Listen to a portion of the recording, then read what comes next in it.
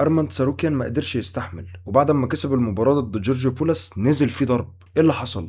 عشان بس نبقى واضحين، ارمان ساروكيان ده مقاتل يو اف سي المشهور. طب مين اللي كان بيلعب ضده؟ جورجيو بولاس. جورجيو هو مصارع وبيحط محتوى على يوتيوب، بيمشي في الشارع ويقول للناس لو حد قدر ياخدني تيك داون او اسقاط ياخد 1000 دولار، ومحدش عرف ياخده اسقاط خالص، واتشهر جدا بسبب ده. بس خلي بالك من حاجتين، الولد ده في الغالب بياخد منشطات، وتاني حاجه انه بني ادم غشيم. من اول ما ابتدت المباراه وجورجيو عمال يخبط في وش ارمان بعنف. خلي بالك ده ماتش مصارعه مفيهوش ضرب، وبعد كذا خبطه ارمان امرضته لخصمه، بس جورجيو استمر في الضرب اكتر، وكمان بقى يلعب سلبي، ففضل يخسر في نقط وارمان يكسب نقط، وفضلنا في اللعب السلبي ده لمده جولتين.